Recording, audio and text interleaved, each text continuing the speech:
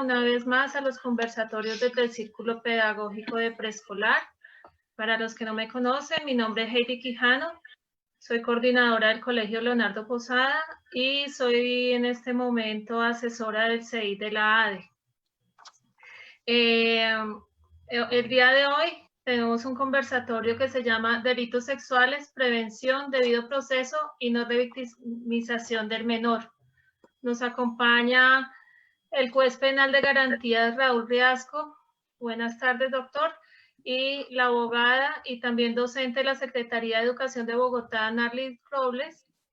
Y nos va a acompañar en la moderación la docente Aura Ribón de la Secretaría de Educación de Bogotá.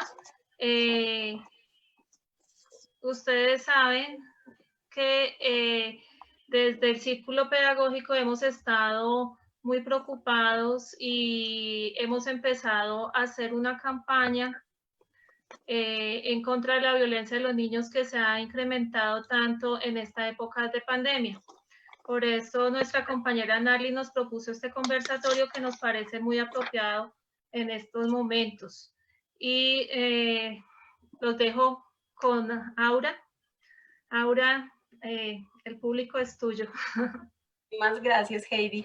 Buenas tardes a todos, bienvenidos a todos los presentes a la comunidad educativa.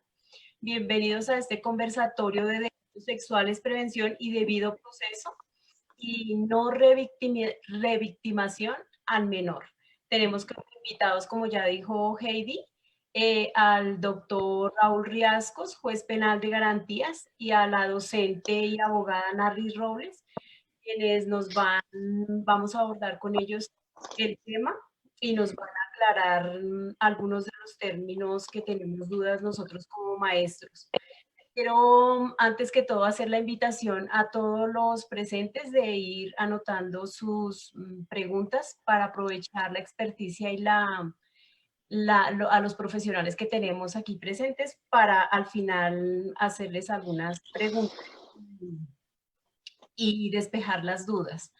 Antes que todo, queremos hacer una reflexión y poner un video que algunos maestros hicimos para hacer una reflexión sobre el impacto que tiene el maltrato infantil en nuestras instituciones y en nuestro contexto.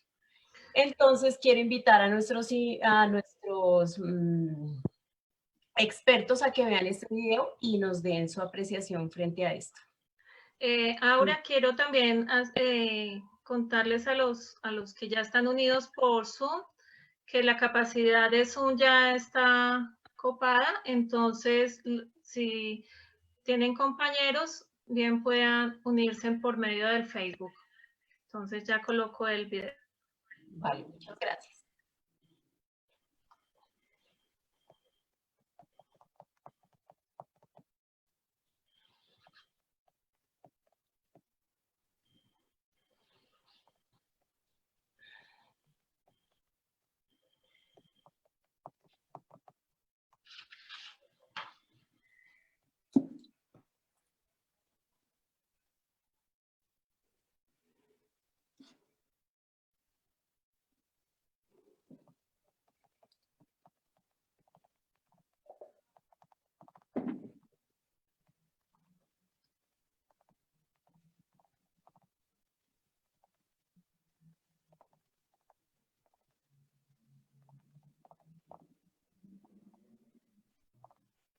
Siempre hay una falla técnica.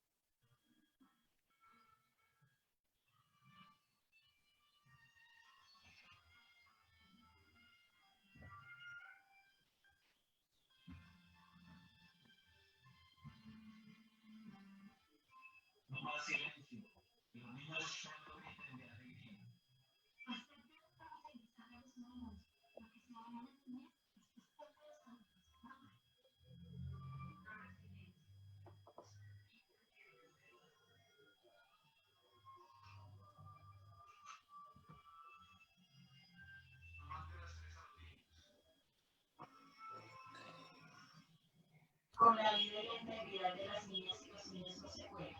A la niñez se la respeta. ¿Por qué los niños? Porque la niña no la inocencia de los niños se respeta.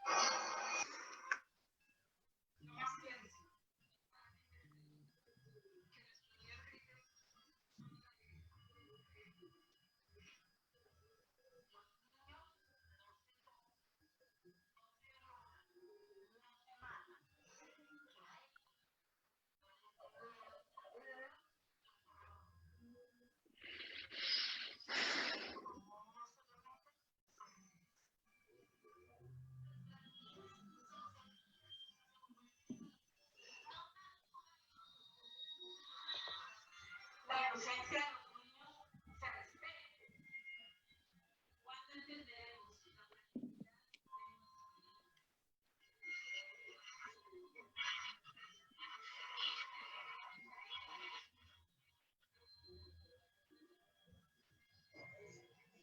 de no hay violencia demasiado, porque en un momento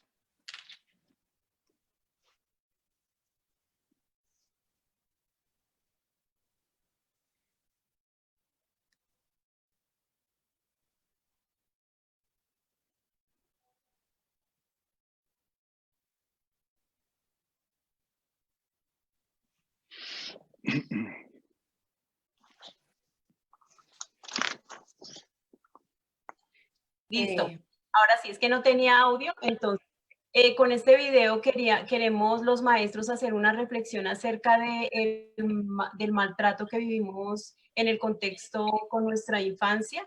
Entonces allí se ven algunos símbolos que son los muñecos que están deteriorados y que tienen un significado de nuestra infancia y que la vamos pasando de mano en mano, maltratadas, violentadas, y la sociedad permanece muda, permanece ciega y permanece indiferente ante este maltrato. Entonces, la reflexión final, el audio está un poco mal, pero podemos encontrar este video en el círculo pedagógico también.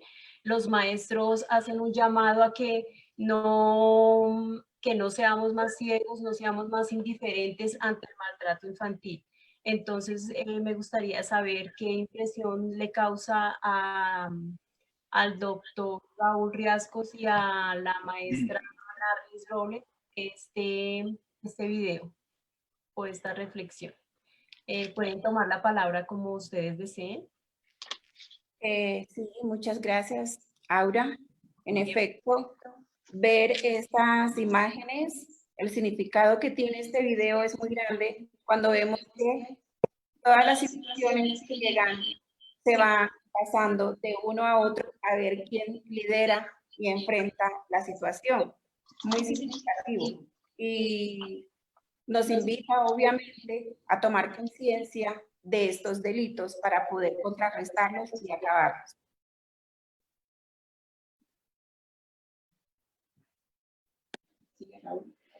Gracias, Heidi.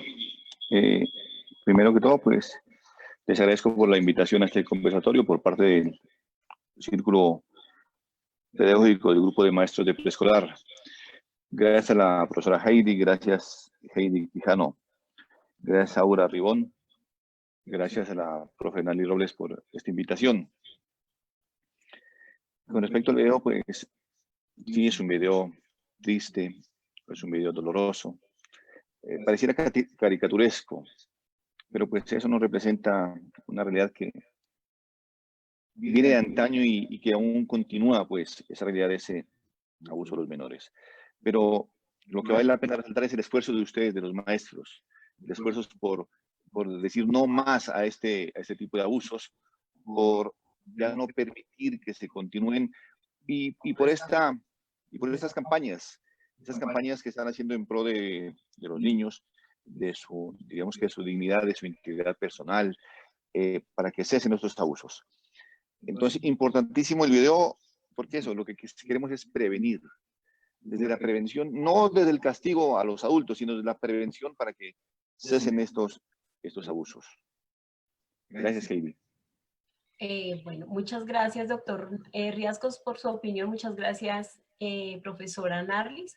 Entonces, quisiera empezar con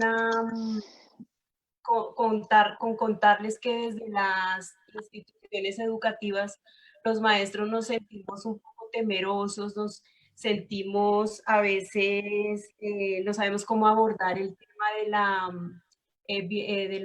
del maltrato infantil, del maltrato hacia nuestros niños, no sabemos cómo actuar frente a un caso de abuso, también no sabemos qué estrategias, qué rutas seguir, cómo activar un protocolo. Sí, claro, tenemos unos protocolos que nos da la Secretaría de Educación, pero nos sentimos algo temerosos frente a la reacción. Muchos maestros han sido amenazados o violentados, entonces, y también muy importante, qué lenguaje debemos utilizar frente al abuso. Entonces, nos gustaría de pronto, si ustedes nos podrían aclarar con términos y con estrategias, cómo podemos nosotros los maestros desde las instituciones educativas abordar este tema. Entonces, también le doy la palabra a quien ustedes quieran tomarla. Muchas gracias, Aura. Voy a iniciar, ¿sí? Primero vamos a conceptualizar unos términos que son de suma importancia para poder ubicarnos en el transcurso del conversatorio, ¿sí? Porque muchas veces nos preguntamos como docentes, bueno, ¿qué es acceso? ¿Qué es acto de ley? Vamos a definir tal cual lo ha estipulado el legislador en el Código Penal, y es cuando vamos a estudiar es acto sexual. ¿Qué entendemos por acto sexual? Acto sexual no es más que el despliegue de conductas que tiene la intención de se escucha un poquito de eco y entonces no se entiende lo importante que está diciendo. ¿De pronto tienes otra transmisión abierta? No. Ok, ya se te escuchó mejor. Está mejor, muchas gracias. Gracias. Les decía que vamos a conceptualizar unos términos para poder entender en el transcurso del conversatorio estos tipos penales. Tal cual lo define el legislador y como está en el Código Penal, acto sexual es el despliegue de conductas que tiene la intención de despertar el líbido, ¿sí? Es decir, en ese sentido, el abusador va a pretender que quien recibe el acto, ¿sí? También transmita y reciba esta activación.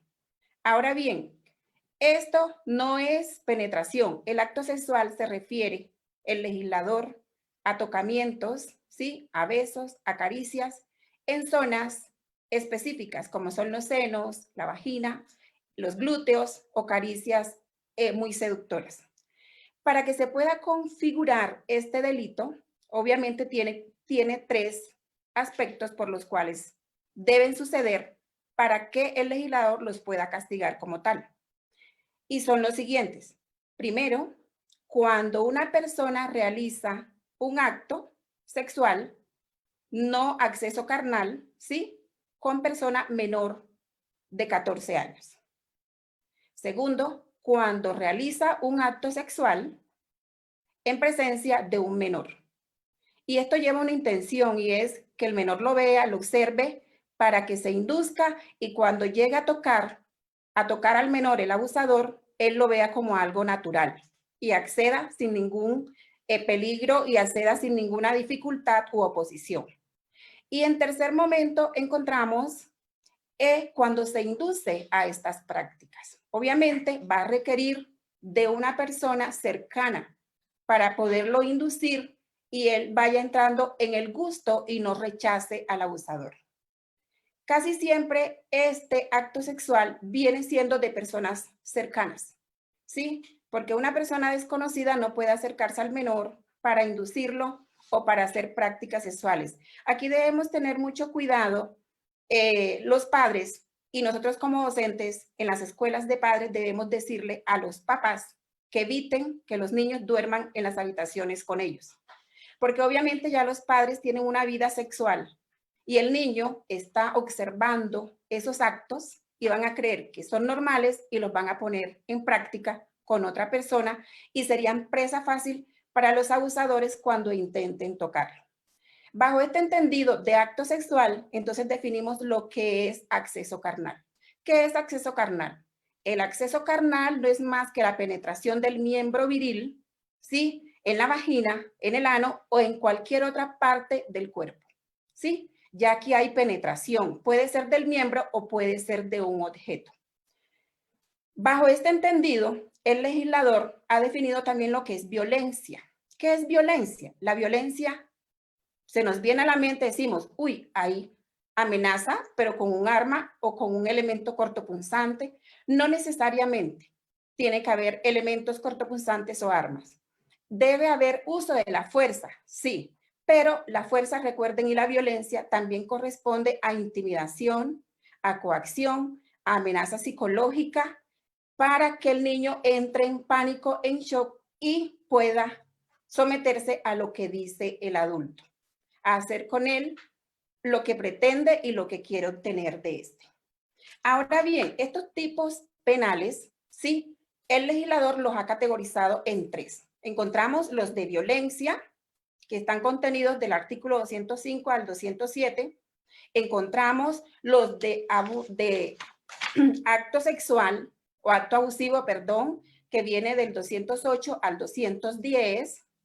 Y encontramos los de proxenetismo, ¿sí? Como les dije, los actos abusivos corresponden al acceso carnal violento, acceso carnal con acto sexual, porque se puede dar la mezcla de los dos, porque como dice un jurista, cuando hablamos de acto sexual, de pronto el abusador no llega al acceso carnal porque llega algo que le impide, todavía no tiene el terreno ganado y entonces se queda ahí, pero apenas pueda pasar esa línea, obviamente va a acceder al menor.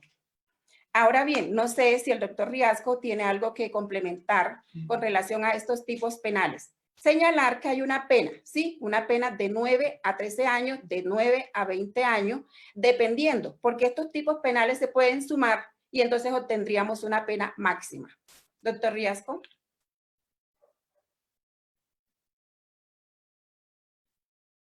Gracias, profesora Narlis. Doctor Riasco, ¿tiene el micrófono, Heidi, por favor? Listo, reinicio, doctor. Gracias, Heidi. Sí, la doctora, la profe Narlis, pues ha descrito una serie de tipos penales que tienen relación con los, digamos, con esos delitos sexuales. Pero sería importante, pues, hacer solamente, digamos, énfasis en esos delitos de acto y asexo sexual con menor de 14 años. Pues porque los delitos sexuales, pues, digamos, son una tipología de conductas bastante extensas y considero que es mejor ir abarcando temas específicos, puntuales. Por ejemplo, en nuestro Código Penal, esos actos sexuales contra los menores de 14 años, los nombres, pone un título de actos sexuales abusivos. En esos actos sexuales abusivos está el acceso carnal abusivo con menor de 14 años y está el acto sexual con menor de 14 años. Como dijo la profe Narlis, pues el acto sexual, inicialmente el Código Penal, ¿cómo lo define? Define como el acto sexual diverso al acceso carnal. Pero además, ¿qué indica? Indica o que realices acto sexual en presencia. Entonces, puede haber una persona realizando un acto sexual en presencia de un menor, eso también constituye un acto sexual. Y diríamos que ahí no hay un tocamiento físico, pero sí hay un acto sexual. o también inducir a prácticas sexuales a un menor. ¿Esto qué quiere decir? Pues que si bien es cierto hay unos actos sexuales abusivos, pero también diríamos que en nuestro Código Penal hay unos delitos de acceso carnal violento y unos delitos de acto sexual violento. Quiere decir que contra los menores de edad, los abusos también pueden consistir en accesos carnales violentos o actos sexuales violentos. Hablar de abusos del menor de edad no solamente se encuadran en esos artículos del 208 y 209 del Código Penal. También se puede adecuar esas conductas en el artículo 205 y 206, que trata de acceso carnal violento y de acto sexual violento. Bueno, y pues actualmente diríamos que estamos hablando, y la profesora Annalys pues tocó el tema de esa división, muchas veces esa división que hace el Código Penal de los tipos de conducta.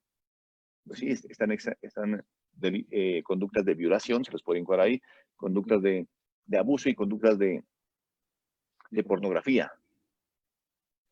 La pornografía actualmente diríamos que también, pues, a pesar de que se puede hacer, de que puede no haber tocamientos, pero también constituye un delito. Un delito que se encuentra, pues, también descrito en nuestro Código Penal, en el artículo 218 del Código Penal, que creo que la profe Annalys también nos puede hacer referencia a la pornografía. Gracias, doctor. Sí, cuando hablamos de pornografía, pues nos referimos a ese delito contemplado en el artículo 218 del Código Penal, en donde estipula muy claramente lo que no se debe hacer con fotografías de menores. Importante tenerlo en cuenta nosotros como docentes.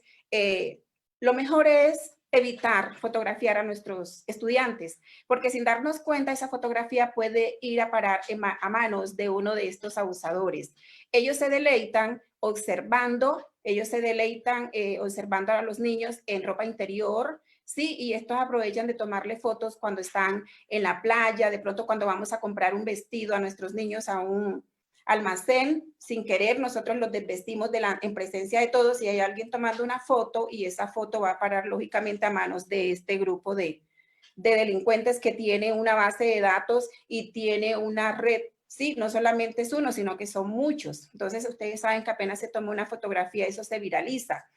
Entonces este artículo del Código Penal establece unas prohibiciones. Dice: el que firme, grabe, difunda, transfiera, guarde, posea para beneficio propio o particular, será penalizado. Entonces, hay que tener mucho cuidado con esto. Lo mejor es no fotografiar a nuestros niños menores porque esto despierta gran interés en este tipo de abusadores y lo van arrojando a una red donde puede ser observado por todos. Ahora bien, en cierta ocasión escuchaba el testimonio de una niña víctima que el tío le tomaba fotografías y las pasaba para otros, alimentando esa base de datos para que ellos pudieran deleitarse. Y cuando se descubre todo y es penalizado, la niña manifestaba a su representante de víctimas, decía: ¿cuántas personas vieron esa foto? O sea, me han revictimizado y me siguen revictimizando, porque no sé con qué intención lo hicieron de mirar la foto. Si lo hicieron con la intención de solamente sentir lástima o de hacer lo mismo que mi tío me hizo, ¿sí? Entonces, aquí ya tocamos un punto que más adelante vamos a hablar y es la no revictimización del menor. Ahora bien, vamos a entrar un poco a lo que es la prevención, ya teniendo claro los tipos penales, ¿sí? Cuando hablamos de prevención, obviamente vamos a tocar como el perfil que tienen estos abusadores, que es un poco... Profe. Señor. Ya que... Sí, doctor. Ya que la profe Hernández ha pasado al tema de la prevención. En cuanto a la prevención de los abusos sexuales, porque indiqué pues de que se va a hacer esa prevención con énfasis a los abusos sexuales, es decir, al acto sexual, prevenir ese acto sexual. Bueno, también, pues obviamente que se previene el acto sexual, se van a prevenir por lo menos las demás conductas. La manera de prevenir esos abusos, ¿cuál es? La manera de prevenir esos abusos pues es la educación. esencialmente la educación. ¿Y quiénes tienen responsabilidad en esa prevención? En esa prevención tenemos responsabilidad toda la sociedad colombiana, todas las entidades, todos los ciudadanos. No obstante, hay un rol bastante importante en quiénes, un rol bastante importante en esa prevención. A través de la educación, el rol de los padres, el rol de los profesores y también el rol de los niños. También hay que educarlo para que se pueda prevenir esos abusos. Y entonces, en esa prevención es conveniente indicar qué es lo que deben saber los padres para poder prevenir y qué es lo que deben saber los niños para poder prevenir. Hay un primer punto que en términos generales es importante que se tenga claro. Sobre el abuso sexual se debe hablar siempre, sin importar si el niño pregunta o no pregunta sobre el tema. Mientras más claridad tenga el niño acerca del tema de abuso sexual, más protegido va a estar. Y entonces, diríamos que pueden haber unos ítems, unos puntos en cómo enfocar esa prevención. El primero, como ya lo indiqué, saber en qué consiste el abuso sexual. Segundo, quiénes son y cómo actúan los abusadores. Tercero, cuáles son las señales de alerta que se presentan en los niños. Cuarto, cómo protegerlos y cómo educarlos en ese tema. ¿Saben en qué consiste el abuso sexual? Pues bueno, ya el abuso sexual consiste en esa exposición a esa actividad sexual, a la cual el menor no puede estar expuesto. Independientemente de las definiciones que haga la ley penal, es eso, es esa exposición a la que se somete al menor de edad. Y el menor de edad, por su condición de menor de edad, por esa condición de vulnerabilidad, no se puede hablar que está consintiendo. Y por eso es lo que el legislador, la Constitución protege al menor. Entonces, creo que con lo que ha indicado la profe Nardis, pues ya nos ha dicho que en qué consiste ese abuso sexual. Sobre el segundo punto, quiénes son y cómo actúan los abusadores, la profe Nardis nos va a darnos indicaciones en cuanto a ese perfil de los abusadores. Gracias, doctor Riasco. Como lo acaba de señalar, hay un perfil. Desafortunadamente, nuestro laboratorio de medicina legal, que es un eficiente y gran laboratorio, porque no hay que desconocer que medicina legal tiene buenos equipos y tiene una base de datos muy eficiente, ¿sí?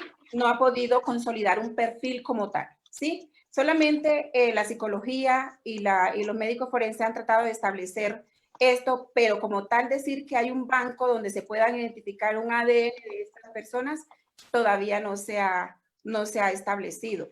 Tal vez porque le falta un poco de ayuda de todos nosotros, sí, porque no es que no se pueda hacer, se puede hacer, pero aún no está consolidado.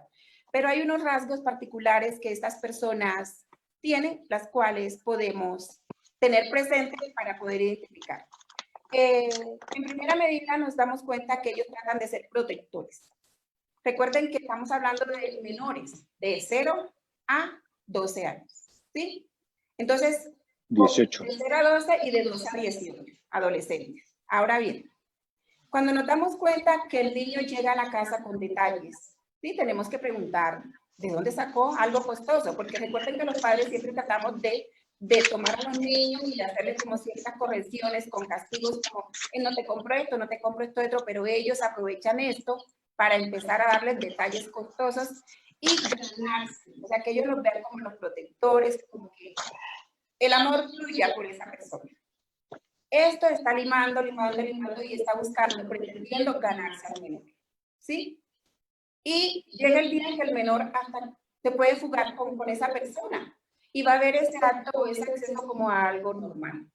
Entonces debemos cuidarlo de los familiares. Sabemos que estos hechos han ocurrido con personas cercanas, ¿sí? No podemos desconocer y negar que han ocurrido a manos de padres, a manos de madre, han ocurrido a manos de hermanos, de sobrinos, de primos, de docentes. O sea, aquí todo el mundo tiene una partecita, aunque no pueda reconocerlo, es así. Entonces es mirar también que no pasen conectados a redes. Esas redes sociales deben estar vigiladas. Ningún niño menor de edad puede tener una red que el papá no conozca. No puede, o sea, tiene que saber quiénes son amigos y con quién está interactuando. ¿Sí? Y también se presenta aquel que es violento porque no tiene la oportunidad y el acceso de estar cerca al niño. Entonces es donde David Luganta lo secuestra, como bien es conocida el caso de Juliana Zamboní y otras que se los llevan cuando el niño entra en pánico, entonces para que no lo reconozcan, lo describan, terminan asesinándolos. ¿Sí? Entonces hay que tener mucho cuidado. A mi modo de ver, el consejo que doy es que el niño no se debe posar en manos de nadie. Nosotros no conocemos las conductas, las reacciones que puede tener un ser humano, ni la misma medicina ha podido equilibrar y decir la mente de esa persona es así. Entonces debemos estar muy pendientes de nuestros niños, aunque creamos que una persona no puede ser capaz, el niño siempre corre riesgo, porque ellos son vulnerables y ellos ven a esas personas como protectores. No sé si el doctor Raúl tiene algo que aportar con relación a esto. Sí, con lo que dice la profe Nández, pues diríamos en cuanto a mirar quiénes son o quiénes son los potencialmente abusadores, pues lastimosamente se puede indicar que son personas habitualmente conocidas, personas que tienen un acceso privilegiado al menor y también personas extrañas al menor. En cuanto a las personas habitualmente conocidas, pues diríamos que un gran porcentaje corresponde a familiares directos, corresponde a padres, al que convive con el menor, tíos, hermanos, primos. Dentro de las personas que tienen acceso privilegiado al menor, personas que por el desempeño de su profesión, pues tienen ese contacto con el menor. Potenciales abusadores. No quiero estigmatizar ninguna profesión, ni más faltaba, pero esa es la prevención. Y también extraños, hay extraños también. Y también lo que ha indicado la profesora Nández, pues, en cuanto a cómo actúa el abusador. Hay abusadores que son oportunistas. Hay abusadores que planifican el abuso. En cuanto al abusador, en esa manera de actuar, el que mira la oportunidad, además de mirar la oportunidad, pues mira el estado de vulnerabilidad de ese menor. Digamos que es un abusador espontáneo en esa conducta. Otro abusador es el que planea. Y el que planea esa vulneración también se puede presentar de dos tipos de abuso. ¿Cómo planea ese abuso? En una manera de seducción y en otra manera de violenta.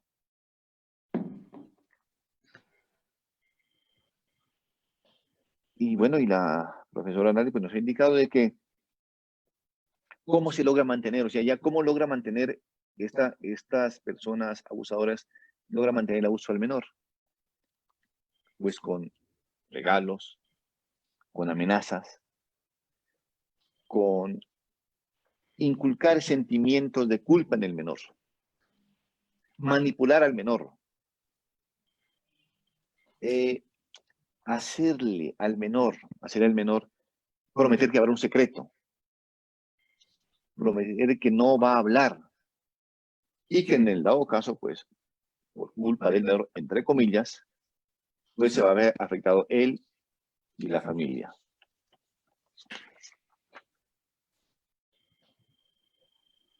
Profesor Nández, sobre eso, ¿qué otros elementos importantes sobre cómo actúan los abusadores?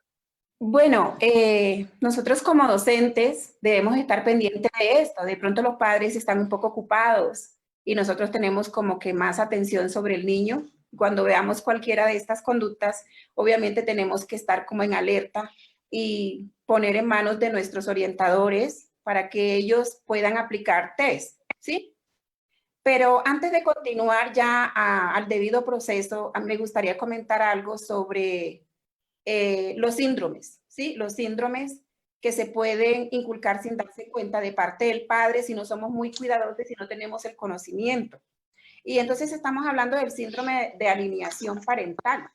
Muchas veces los padres, como hay muchos padres que están aterrorizados y todos nos aterroriza estos delitos, empezamos a meterle información al niño de una forma indebida, sin la ayuda de un profesional, y terminamos alineando al niño, sí, de una forma para que, si peleamos con el papá, entonces ahora tu papá es malo, y empezamos a decir lo que es abuso, que el papá lo abusó, para que ya, con forma de venganza.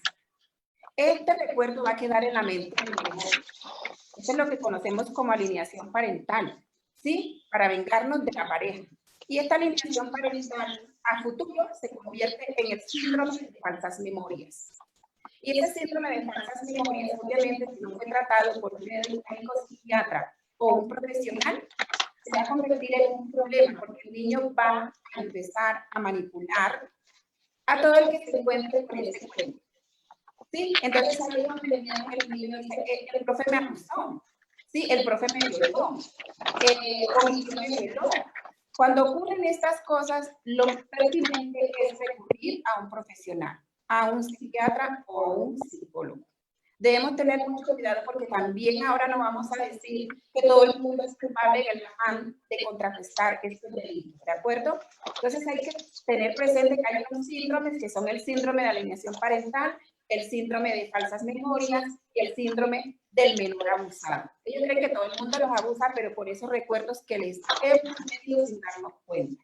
Y aquí es donde juega un papel importante la preparación que debemos tener como docentes. Y nosotros como docentes podemos exigirle a laboratorio de medicina legal o a bienestar familiar que nos capacite cómo hablarle al niño para poder decir a los padres cómo pueden hablarle para prevenir. ¿De acuerdo? En este asunto hay que tener mucho cuidado. No sé si el doctor quiere complementar con algo, si no seguimos con debido proceso. No, pero sí me gustaría complementar con lo que la profe acaba de indicar. Pues, digamos, los síndromes que nos indica, digamos que esos síndromes pueden ser la causa de manipulación, pero también pues pueden ser una causa de exoneración en el evento a que se llegue a probar la existencia de esos síndromes. Como aquí lo que se trata es de prevenir, entonces hemos dicho de prevenir, de hacer este conversatorio con miras de protección al niño, y la profe Nales pues al último nos dijo, bueno, ¿cómo protegemos al niño? ¿Cómo lo educamos? Entonces, pues al niño, ¿cómo se lo protege? ¿Cómo se lo educa?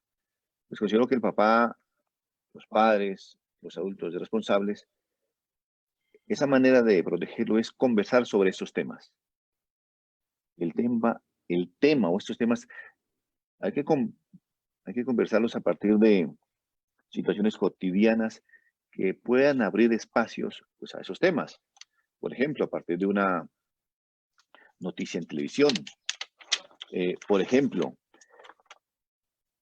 sin presiones. A propósito de la importancia del aseo personal. Se debe evitar tener una única conversación sobre esos temas.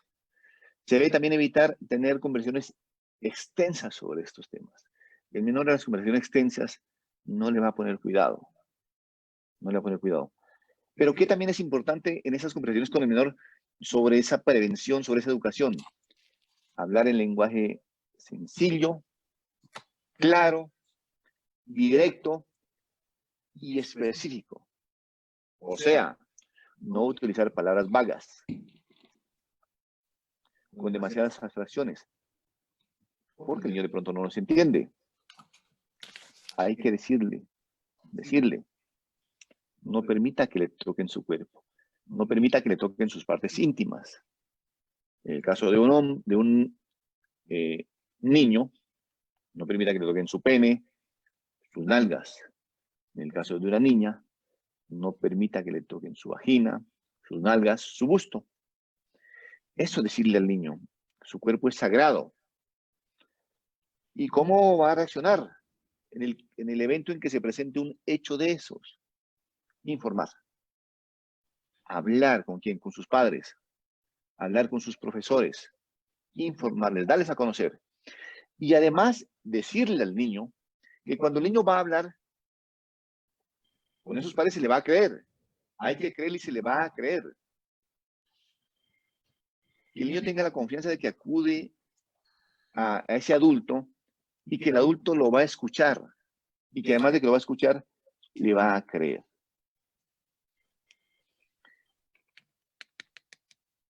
Y entonces, en esa comunicación clara con el niño, es lo que podemos ir desbaratando, destruyendo las estrategias de los abusadores. También eso hay que enseñarle al niño. Eso hay que enseñarle. Como decía la profesora Annalise, el abusador tiene estrategias. Muchas veces decirle, mire, y ser consecuentes con lo que yo hago, con lo que yo digo, con lo que yo hago. Ejemplo, si yo a un niño, a un hijo mío, le digo, mira, no reciba regalos de unas personas extrañas. No reciba regalos, porque esos regalos llevan implícito el regalo, pero llevan una exigencia sobre ti. Y entonces debo ser consecuente con esa recomendación. Entonces, cuando yo le doy un regalo a mi hijo, debe ser un regalo incondicional. Porque si yo le digo a mi hijo, tome este regalo, pero a cambio de eso, pórtese bien, le estoy colocando la condición y entonces estoy siendo incoherente con la recomendación que le hago a mi hijo. Sí, Profe Annalise. una cosa frente a esto, qué pena con ustedes. A veces los maestros nos sentimos maniatados en el manejo de esos términos que está diciendo el doctor Rascos. Hasta qué punto debemos no pasar esa línea delgada, digamos, no hay como unos parámetros de utilizar esas palabras, decir, no sé, ciertos términos que las familias a veces piensan que los maestros no debemos estar utilizando con los estudiantes y más con los más pequeños. Entonces, no sé, profe Narlis, ahí, ¿qué herramientas podemos tener nosotros los maestros para utilizar esta educación sexual en el aula? Sí, claro que sí, profe Aura, gracias. Voy a hablar del debido proceso y en el debido proceso va a dar respuesta a tu pregunta.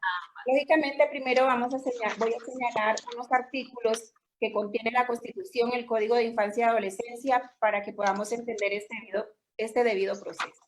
Inicio señalándoles el artículo 44 de la Constitución Política, el cual dice que la familia y el Estado tenemos la obligación de proteger a nuestros menores, ¿ok? Asimismo, el artículo 219 del Código Penal establece unas consecuencias cuando omitimos el deber de denunciar, ¿sí?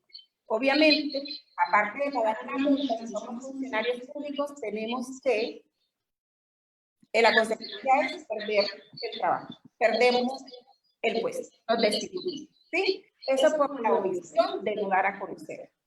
Y el artículo 10 del Código de Infancia y Adolescencia estipula que por la corresponsabilidad que tienen las diferentes instituciones, nosotros no podemos acogernos a este artículo 10 para decir que es que todos conocían, pero debió denunciar Juan y yo. Porque así mismo, dice, usted no tenía que pensar que por qué no lo hizo Juan, debió hacerlo. Así Juan lo hiciera o no lo hiciera. Asimismo, nos encontramos que el artículo 9 del Código de Infancia y Adolescencia dice que ante un conflicto de derechos, entiéndase conflicto de derechos, que si fue un padre que abusó, ¿sí? O si fue un amigo, un compañero que abusó al menor, entonces viene el padre y dice, yo soy el tutor y le prohíbo al profesor que me esté calumniando o que haga el reporte. ¿Sí? Nosotros no podemos escuchar eso. ¿Por qué? Porque muy bien lo dice el artículo 44 de la Constitución y el artículo 10 y el 219. Mi deber es que prevalece el derecho del niño sobre el derecho de los mayores. Entonces no debo darle importancia a lo que diga el papá o lo que diga el amigo. Debo reportar el caso. Ahora bien, nosotros sabemos que en el 2012 teníamos el reporte, ¿sí? Una ruta integral de orientación, que era Río. No sé si ustedes recuerdan a Río. Río desapareció con la ley 1620 de 2013 Y entonces aparece, con la 1620, aparece el Sistema Nacional de Convivencia Escolar y Formación para el Ejercicio de los Derechos Humanos, que no es más que la educación sexual y la educación en derechos, ¿sí? Bajo este entendido, sí, y conformándose una mesa técnica del Sistema de Información Unificado de Convivencia Escolar, a la cual pertenecen los siguientes ministerios: Ministerio de Educación, ICBF, Policía de Infancia y Adolescencia, ¿sí? También hace parte el Ministerio de Salud y Protección, el Ministerio de Tecnologías y la Fiscalía, ¿sí? ¿Por qué hacen parte de todo esto? Y eso responde a tu pregunta, Aura. El ministerio ha dicho y tiene un decreto y dice: debe haber un grupo de personas idóneas, preparadas y reconocidas por el ministerio, que sean los que eduquen en educación sexual. Y obviamente nuestros psicólogos y maestros de preescolares tienen que estar preparados. Todos tenemos que estar preparados. No sé si será que nosotros estamos fallando en no tener claro que existe un decreto en el cual podemos exigirle al ministerio y a Secretaría de Educación que nos capacite para saber cómo le debemos hablar y los términos en los cuales debemos orientar a nuestros chicos, chicas y adolescentes, ¿sí? Ahora bien, cuando nosotros tenemos esta duda, nosotros podemos remitir una carta solicitando que venga un profesional si no lo queremos hacer y que sea él el que oriente a través de las escuelas de padre para poder saber qué términos vamos a utilizar. Bueno, ya continuando un poco, no sé si te quedó claro en esto, Aura, ¿sí? Profe, pero una cosa. Sí, doctor Riascos. La profe pues tiene razón, claro que sí. Doctor, por favor, reinicias el audio. Ya. La profe Heide pues tiene razón. Dependiendo de la edad menor, pues depende esa educación para prevenir el abuso. Pero hay que hacerlo. Claro que sí. Y en eso pues los padres los padres no tendríamos inconveniente, pero los profesores sí tienen inconveniente. Pero ¿cuál sería la premisa? La premisa es educar con el ejemplo. Esa es la premisa. Educar con el ejemplo. Entonces, yo como padre, a mi hijo pequeño, digamos, 4 años, pues, bueno, de pronto, 3 años, de pronto, ¿qué le debo decir? Pues, comenzar a indicar que en su cuerpo existen unas partes íntimas, privadas. Solo puedo ir diciendo que nadie se las puede tocar. Y entonces yo le digo, nadie las puede tocar, pues, el ejemplo mío es no tocarle. No tocarle. Pues bueno, y eso sería una educación, pues enseñarle a que se haga el mismo el aseo en esas partes íntimas. De pronto al niño no le puede decir, mire, bueno, este es su pene, y entonces a su pene nadie lo puede tocar. Bueno, no, decirle partes íntimas, partes privadas, y el niño va haciendo esa diferencia. ¿Dónde está el problema? Pues el problema, digamos, de esa educación estaría en el colegio. Pero bueno, yo también, y los profesores que pueden indicar, bueno, ustedes tienen unas partes privadas, y además de las partes privadas, pues nadie las puede tocar, y todo su cuerpo nadie se lo puede tocar. Y ser consecuente con esa educación, pues el profesor pues tampoco, yo sé que los profesores son respetuosos, acatan ya hay directrices de la Secretaría de Educación de que no tocan a los alumnos, eso está muy bien. Entonces fíjense que la educación pues, digamos, es difícil para llegar a un niño sin vulnerarlo, pero si también tenemos unas estrategias, pues podemos educarlos. Y para eso prevenimos, o sea, no esperar a que el niño sea abusado para después de que el niño ya sea abusado, entonces ahora sí comencemos a hablar de educación sexual. Profe Nales, ¿qué opina usted? Profe Heidi. Bueno, lastimosamente nosotros tenemos que acogernos a lo que dice el ministerio y es que debemos capacitarnos para poder emplear unos términos adecuados, pero como el doctor lo señala, en la casa también el papá puede hacerlo, pero obviamente para eso están adscritos a unas instituciones donde deben ser capacitados, ¿sí? Y bueno, ya entonces continuando un poco con el debido proceso, entramos a la ley 1620, como les dije, en el artículo 31, en donde señala que se debe hacer una ruta y unos protocolos que respondan, no va, sin antes señalar que la mesa técnica, ¿sí?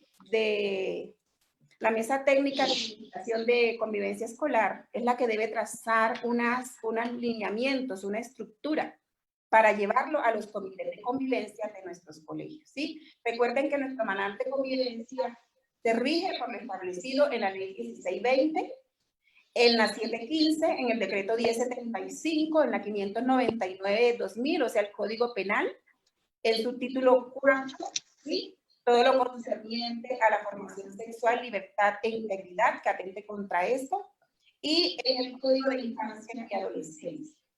Una vez ya nosotros sabemos que esta mesa unificada es la que debe vigilar, trazar, ¿sí? El manual de convivencia se va a regir por eso.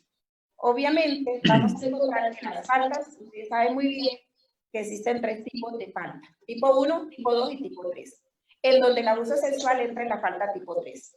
¿Sí? Bajo este entendido, esta mesa unificada tiene que estar vigilando, ¿sí? Trazando lineamientos para que se puedan hacer ajustes a través del manual de convivencia o también se lancen campañas de prevención. Recuerden que el comité de convivencia es para prevenir y mitigar. Y eso es lo que debemos evitar, que ocurran esta clase de delitos.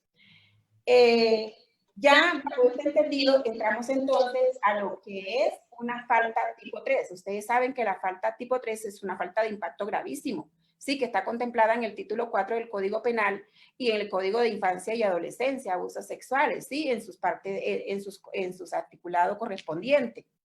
¿Y cuál es ese proceso, ese conducto regular? Ese conducto regular, obviamente, ya teniendo estipulado en nuestro manual, encontramos que primero debe haber un comité de convivencia. Ese comité de convivencia es importante que esté porque este es el que va a prevenir, a lanzar esas campañas. Pero resulta que llegó un chico y nos contó. A mí, como profesora de español, me dice, profe, te voy a contar algo, porque yo le di la confianza y le inspiré ese momento de confianza y le empieza a contarme todo. Yo no soy orientadora, no sé qué hacer. Lo que debo hacer es quedarme callada. No debo empezar a hacer preguntas que induzcan al menor a que invente nuevas cosas. Yo debo decir, ven, acompáñame, pasarlo a orientación inmediatamente. Ustedes saben que en orientación hay unas fichas. Nosotros tenemos que llenar esa ficha con esos detalles de lo que el niño me contó, firmarla y debo guardar una copia de eso. Importante. Eso no con la intención de difundirlo. Tener presente que hay una ley, la 1581 de 2012, que es la protección de datos sensibles.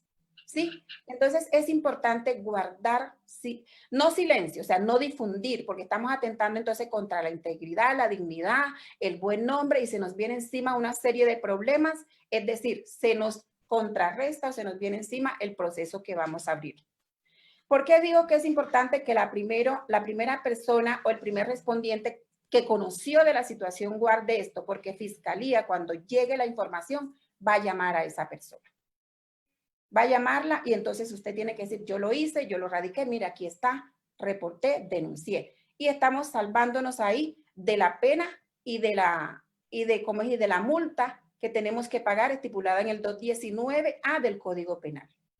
Ya una vez yo reporté la situación a orientación, la dejé en manos de la orientadora. Nuestras orientadoras son unas expertas en esto, ellas saben que tienen que llenar una ficha, ¿sí? Aplican un test, hay un test de la familia u otros que ellas aplican para detectar y plasmar tal cual le narra el niño. Todo esto ella lo tiene que guardar porque hace parte del proceso.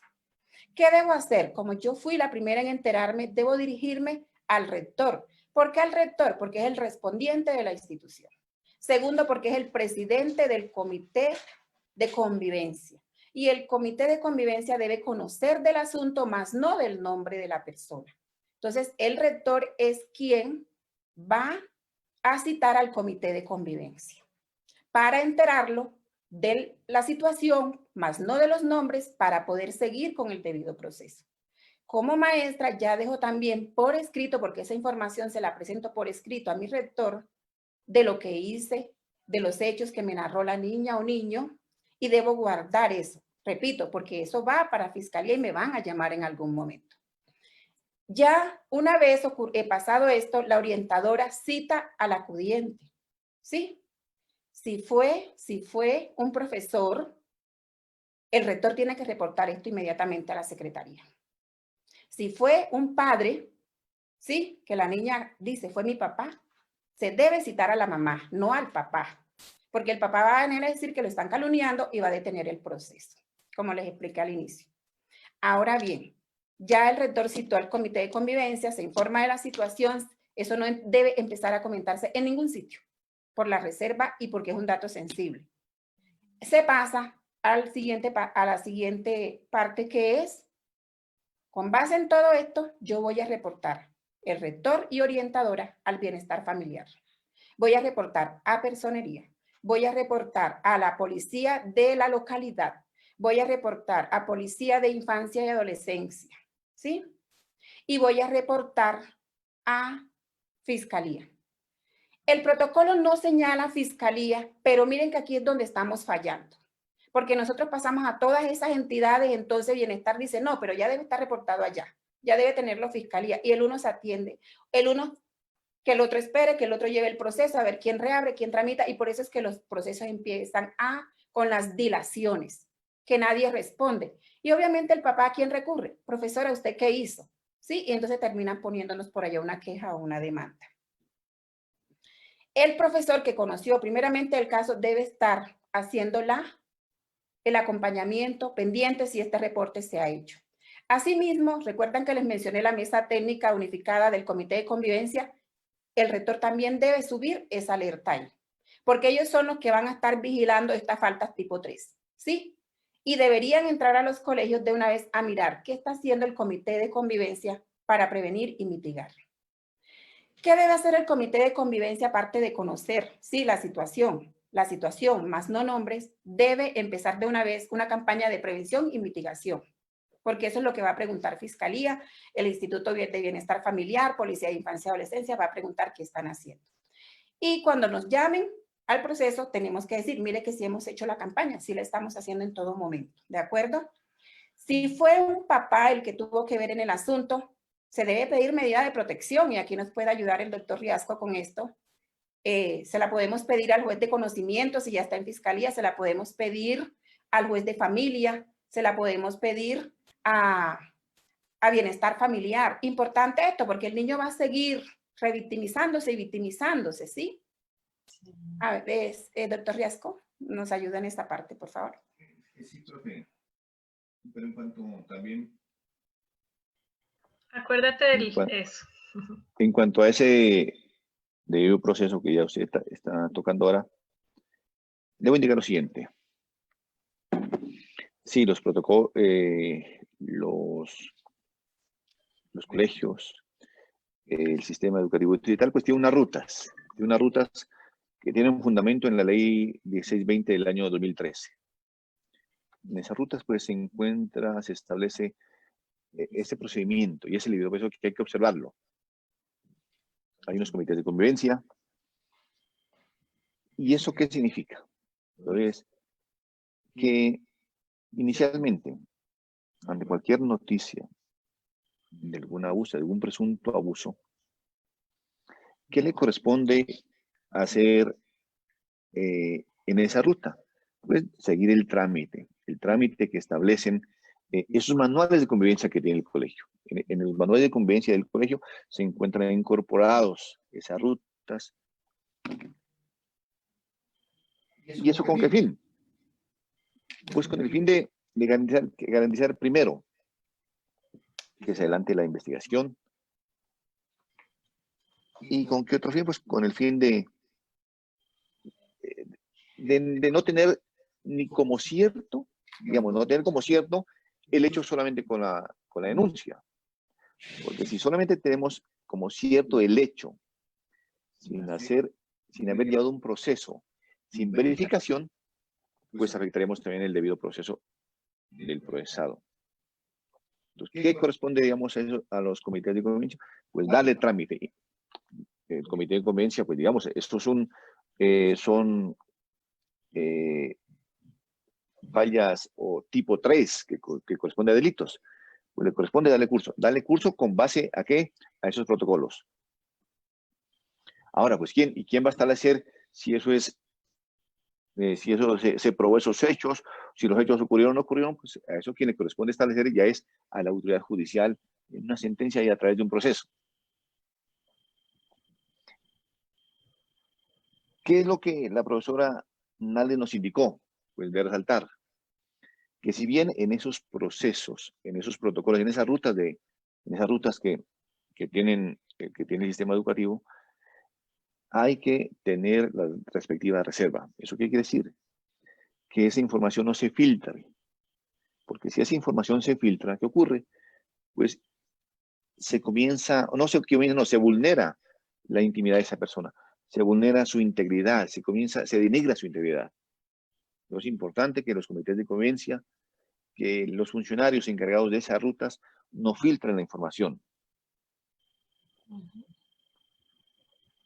No filtren y no se filtre tampoco esa información. Sobre lo que me pregunta la profe Nales, pues claro, ya las medidas de protección. Inicialmente hay que tomar medidas de protección.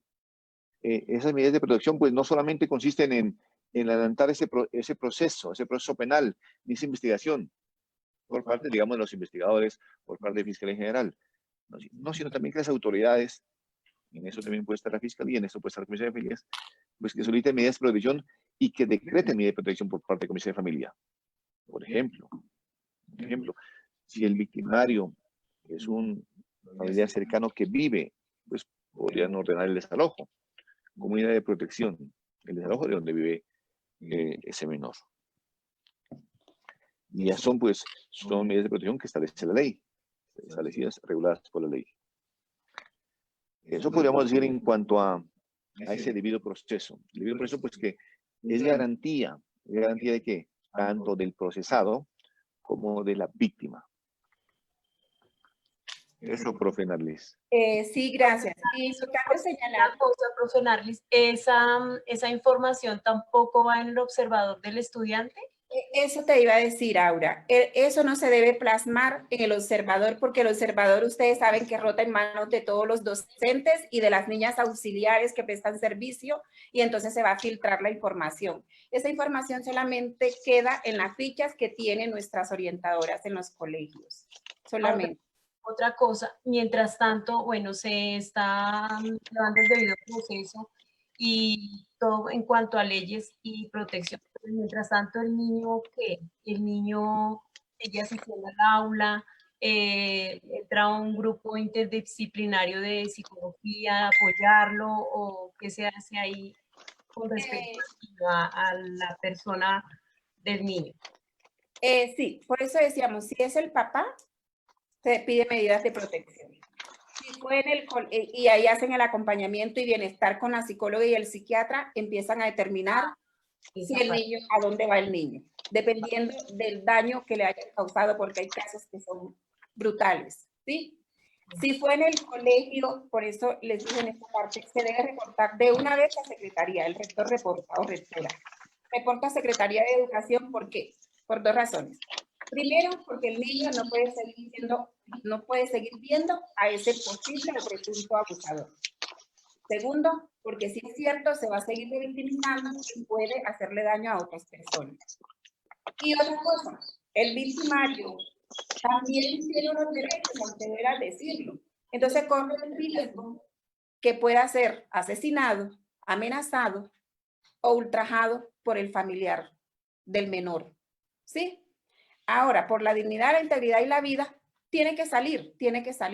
Entonces aquí Secretaría de Educación, conociendo la situación, lo manda de una vez a la dirección local, a una comisión hasta cuando se esclarezcan los hechos. Muchos compañeros dicen, no, yo no voy a salir si yo no he hecho nada, pero es lo más recomendable por seguridad para todos. ¿Sí? Y obviamente el bienestar va a pedir esto. Entonces Secretaría se cura en salud, dice, saquemos al profesor de una vez, no para mandarlo a otro colegio, porque no sabemos si sea cierto o sea falso. Entonces lo mandamos a la dirección local y dirección local lo tiene hasta tanto se esclarezcan los hechos y una vez esclarecido, si es inocente, se irá a otro colegio.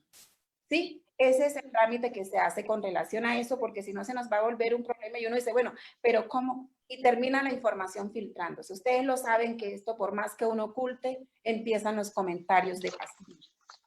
Eso con relación a lo de... Pero, profe Narlis, pero también es bueno tener en cuenta,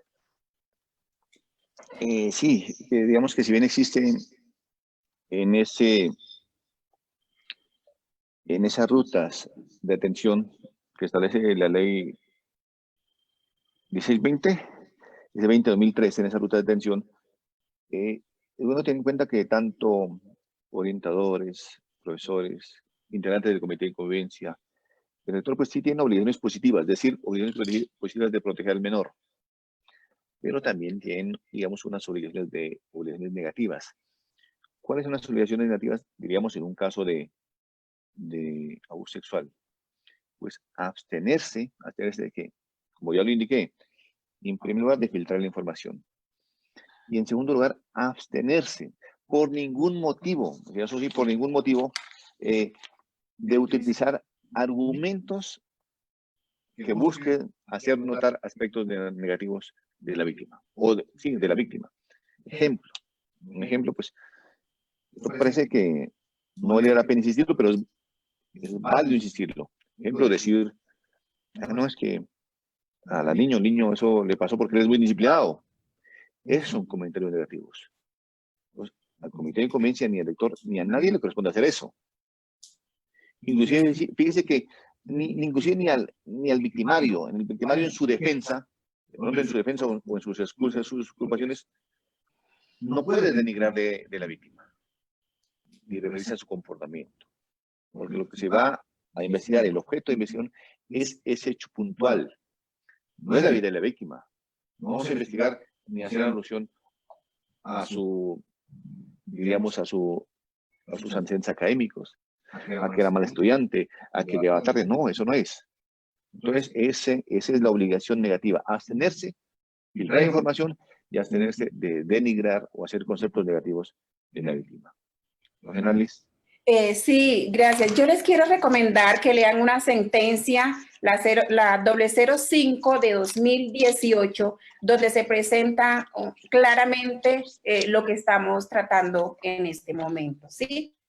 Ahora bien, en medio de esta investigación, ustedes saben que el legislador estipula en la ley 906 de 2004, que también hace parte del Código Penal, que la policía judicial, ¿sí?, tiene que tener en cuenta el principio de objetividad contenido en el artículo 27 para evitar atropellos y excesos de justicia.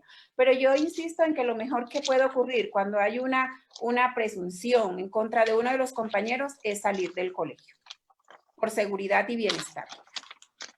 Ahora bien, seguimos entonces señalando que la ruta, sí, nuestra ruta de atención inmediata RAI, que lleva por nombre, así lo llamamos, ¿sí?, o a través del Comité de Convivencia, la cual surge de la Ley 1620, las fichas de orientación tienen que tener los siguientes aspectos. Primero, el que se entera informa, ¿sí? La orientación escolar, cita acudiente, informa al rector, el rector hace un acta en el Comité de Convivencia, el rector reporta a las diferentes entidades que les mencioné, y todo eso lo vamos archivando. Lo vamos archivando porque algo se pierde y nuestra defensa es eso. Nuestra defensa es eso, porque también están de por medio nuestros derechos, porque recuerden que todos somos entes de derecho, aunque prevalecen los de los niños antes que los nuestros, ¿sí? Para no caer en el error que después se diga, no lo hizo, aquí está, sí lo hizo. Y aunque el protocolo no señale que debemos reportar a la fiscalía, debemos hacerlo, porque ahí es donde estamos fallando. Recuerden que con Río tenía un equipo de Secretaría de Educación que llegaba inmediatamente a los colegios. Llegaba y abordaba la situación y empezaba a tomar frente a esto, a ver qué estábamos haciendo y qué estaba pasando. Eso desapareció con la ley 1620. Y yo siento que nuestra mesa técnica de Comité de Convivencia Central es muy débil en el seguimiento que le hace a estas faltas tipo 3. Eso es lo que siento, ¿sí? Entonces nosotros como docentes debemos activar esa ruta y estar muy pendientes, y como el proyecto que han iniciado ustedes, nosotros podemos trabajar y solicitarles respetuosamente al Ministerio y a la Secretaría que trabajemos de forma transversal estos proyectos para que cobren fuerza y vaya desapareciendo este flagelo. Ahora bien, continuemos entonces con la no revictimización, porque veo que se nos está acabando el tiempo. Queda tiempo para ¿Nos queda cuánto tiempo, Aura? Nos quedan 15 minutos 15 para minutos. las preguntas. Sí. Para las preguntas. Entonces, pues, quedaríamos pendiente con revictimización para un próximo encuentro. No sé, ustedes nos dirán. Sí, creería que sí, porque se nos está terminando el tiempo y tenemos varias preguntas de las personas que están con nosotros ahorita. Entonces, si quieren, no sé, algunas conclusiones finales, algunas estrategias, alguna reflexión y empezamos con las preguntas.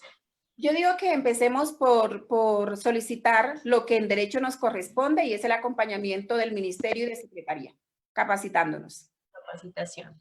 Exacto. ¿El doctor Riascos tiene alguna reflexión final?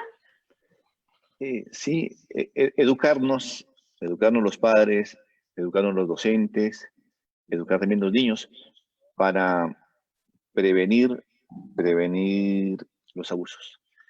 Y esa educación, digamos, cobra importancia en esta época también, porque el abuso también surge de las tecnologías de comunicaciones. Yo como padre le voy a decir, si voy a educar a mi hijo, decirle, bueno, mi hijo, tienes que tener cuidado con estas páginas, debo saber.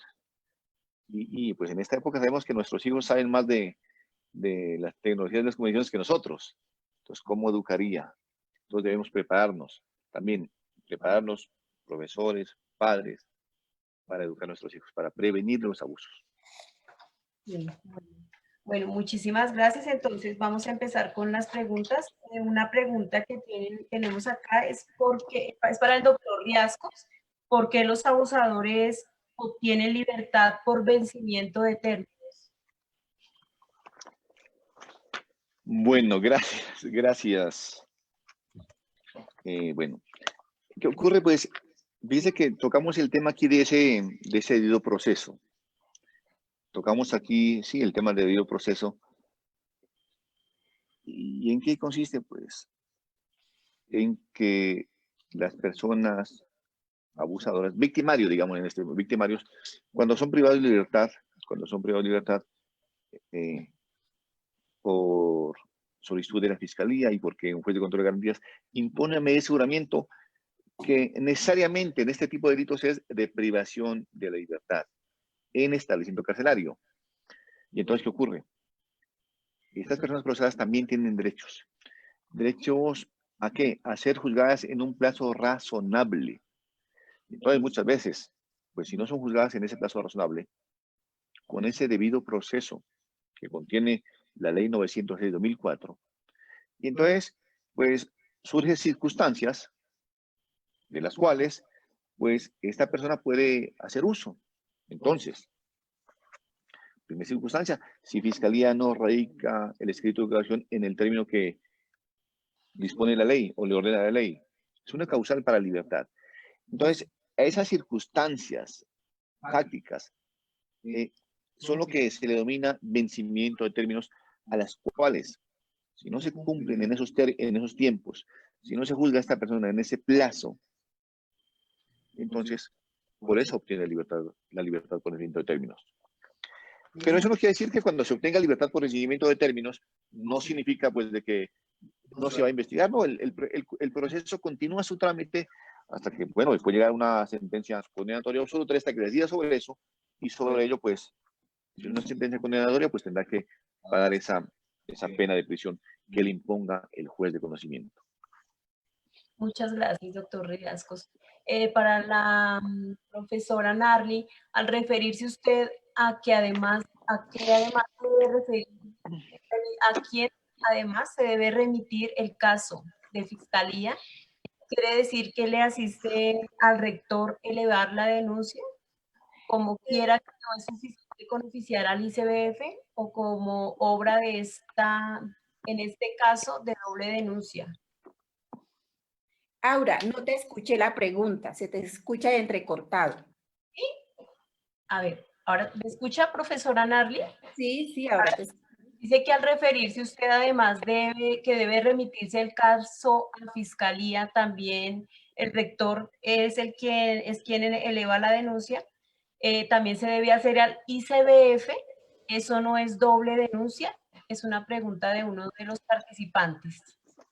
No es doble denuncia porque recuerda que cobijados bajo la normatividad que te señalé, nosotros no estaríamos cometiendo ninguna doble denuncia porque estamos respondiendo a lo que dice el Código de Infancia y Adolescencia y nosotros tenemos que estar pendientes de hacerle seguimiento a ese proceso.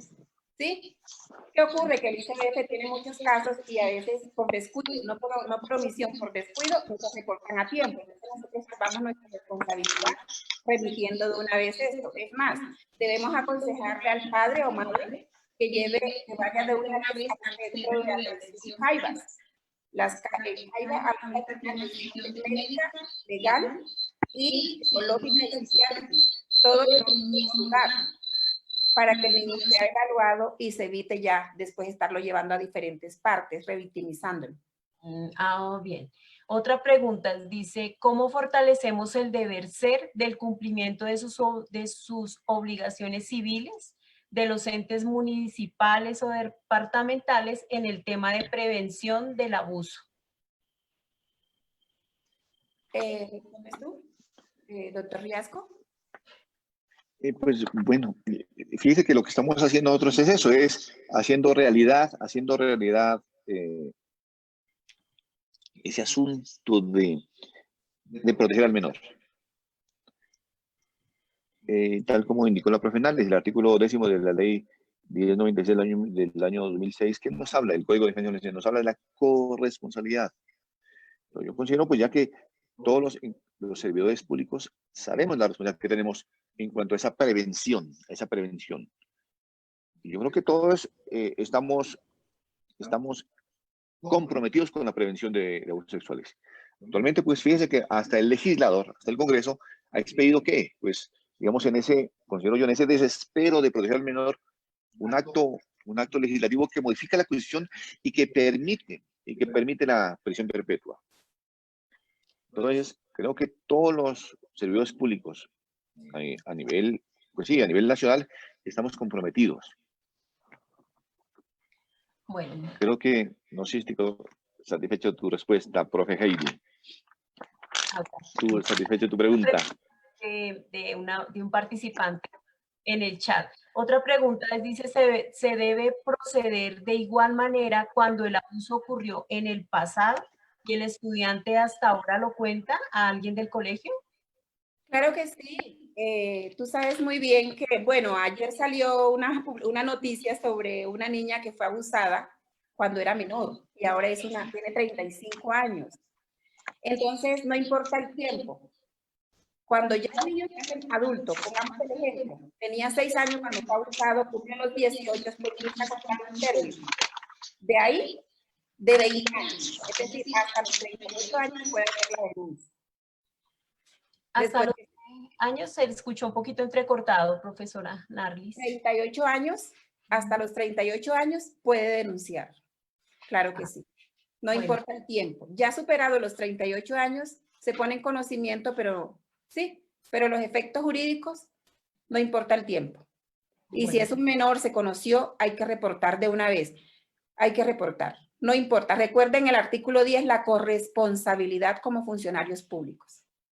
Bueno, muchas gracias. Otra es una reflexión, ¿cómo llevar a cabo un buen proceso de promoción y prevención cuando los niños tienen acceso a páginas de pornografía y televisión que orientan al abuso y al maltrato a la mujer? No sé si el doctor responde esa pregunta. Escúchame, repíteme la pregunta, por favor. Con gusto. ¿Cómo llevar a cabo un buen proceso de promoción y prevención cuando los niños tienen acceso a páginas de pornografía y televisión que orientan al abuso y maltrato de la mujer? Es más una reflexión. Igual, pues bueno, fíjese que si hay páginas, sí hay páginas de internet, tal como lo dice la profesora Heidi, pues que orientan al maltrato y abuso de la mujer. Ahí estamos nosotros como padres, como docentes, decirle al menor, ya, la mujer tiene igual derechos que nosotros los hombres. A la mujer no se maltrata ni con el pétalo de una rosa. O sea, que tome conciencia. Que tome conciencia de que las relaciones con una mujer en la relación de un hombre con una mujer, no es una relación de que el hombre domina a la mujer, no, son relaciones de igualdad. Y que si nosotros tenemos derechos como hombres, la mujer también tiene derechos de respeto. Entonces, eso es. tomarle conciencia. Y eso, pues, ¿de dónde proviene esa recomendación, diríamos, o que se le inculque eso? De casa, de la casa. Yo sé que los maestros refuerzan eso. Y entonces, y también, bueno, ahora entonces ahí vamos, pues ser consecuente con lo que estoy diciendo. Porque si en mi casa yo tengo un hijo hombre y una hija mujer, valga la redundancia, pero si yo le garantizo mayores derechos a mi hijo, entonces la mujer que va a decir, bueno, pues mi papá solamente es teoría porque no me garantiza mis derechos. Entonces, ser consecuentes, que todos tenemos iguales derechos, independientemente si somos hombres o mujeres. Muchas gracias, doctor Riascos. Dice acá otra reflexión. ¿Hasta dónde va la competencia del orientador cuando un familiar ha realizado actos abusivos contra un menor de 14 años, pero la madre no se atreve a denunciar por cuanto se trata de alguien muy cercano a él? Bueno, como les digo, recordemos artículo 10, Código de Infancia y Adolescencia, artículo 19A del Código Penal. Si nosotros no reportamos, nos vamos a ver metidos en el problema y vamos a tener que responder con multa y con destitución. El deber es reportar. Obviamente, aquí encontramos, como les dije, una pelea de derechos, ¿sí? Una confrontación de derechos y prevalece entre los menores. Si yo tengo conocimiento, yo debo denunciar, aunque la mamá se oponga, aunque la mamá me denuncie. Porque entonces si yo no, mejor que yo peque por acción y no por omisión. Debemos tener presente eso. No importa que a mí me amenacen con medida de protección, pero yo denuncio. Así me tenga que ir del lugar y así tenga que cambiarme de ciudad. Pero mi deber es denunciar. Sí. La orientadora debe denunciar. Vale. Acá una persona coloca un caso, de pronto si el doctor Riascos nos puede orientar, dice mi nombre, bueno, mi caso de abuso es por parte de la mamá de mis hijos. Mi caso está documentado en 4 caminos de RCN. Es importante afirmar que el abuso no tiene raza, religión ni sexo. También las mujeres son abusadoras y violadoras en un 20% de los casos. No han mencionado esto. Sí, obviamente, cuando hablamos de abusos puede venir de un hombre o de una mujer. Igual aplica la normatividad señalada y el debido proceso señalado. Por eso dijimos, si es el padre, llamamos a la mamá. Si fue la mamá, llamamos al papá. ¿Sí? Para garantizar de que haya como es eficacia en el proceso. Aquí aplica para los sexos, porque ustedes saben que ya los abusos vienen de parte y parte y estamos hablando en general para toda la ciudadanía. ¿De acuerdo? Bueno, muchas gracias.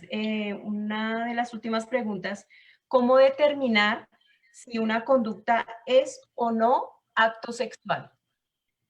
Recuerdan que los actos sexuales tienen la intención de despertar el líbido y recuerdan que son tocamientos, caricias, besos en partes que no se deben tocar. Recuerdan que el doctor nos señalaba que los niños no se deben tocar y es lo que nos dicen a nosotros a cada rato. El niño no debe permitir que su cuerpo se toque.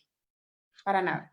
Esta es la mejor forma de evitar estos actos sexuales. Acto es todo tocamiento. Nosotros como docentes no podemos tocar a los niños. Ningún particular puede tocar a los niños. Y un padre no puede manosear a su hija. Es diferente ya a las labores de aseo cuando el niño es pequeño. Y eso tiene también un límite. Entonces hay que distinguir esto. Cuando uno ve caricias seductoras, tocamientos con mala intención, ahí se está dando un tocamiento. Un tocamiento debe ser denunciado. Pero, profe Heidi, pero mira, sí, y tu pregunta es muy válida. Dicen, entonces, ¿cómo determinar si una conducta es o no acto sexual? Digamos, fíjate que la doctrina tiene, digamos, tiene un test. Y en ese test, ¿qué es lo que se evalúa? Entonces, digamos, claro, porque también no podemos entrar en los extremos de decir, si yo le toco a mi hijo una caricia en la cabeza, pues eso no es acto sexual. Y entonces, la doctrina, como digo, tiene un test. ¿Y qué se evalúa? Primero, la actitud del autor. Entonces, es muy importante evaluar la actitud del autor. Te repito, si yo le acaricio a mi hijo en la cabeza, pues eso ya. La actitud mía, ¿cuál es? Es de una caricia de amor. Si el médico examina en ejercicio de esa profesión una parte íntima de la persona, pues tampoco es decir que es acto sexual. No, porque el médico, la actitud de él es prestar un servicio médico. diríamos, la intensidad del acto. ¿Eso a qué se refiere? Bueno, eso se refiere, pues, la frecuencia con que se le hace esa caricia. Porque, bueno, pues puede ser, digamos, yo le profiero a mi hijo una caricia, pero si digamos, si esa caricia se convierte en repetitiva y repetitiva, que le causa incomodidad a mi hijo. ¿Ya?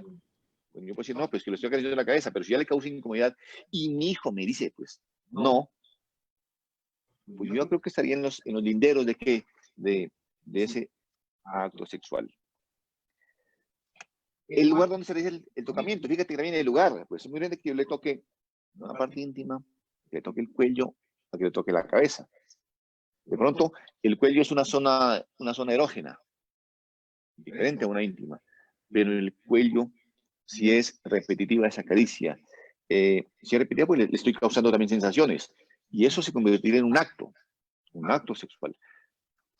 ¿Qué otra cosa? Y lo que le manifiesto, ¿no? La manifestación que yo le hago a mi hijo, o que le hago a una persona. De pronto, es muy diferente que yo le diga a mi hijo, te amo mucho, en una caricia en la cabeza, a que yo le diga, bueno, digamos, o que en la que el abusador le diga, está muy, digamos, está muy provocativo.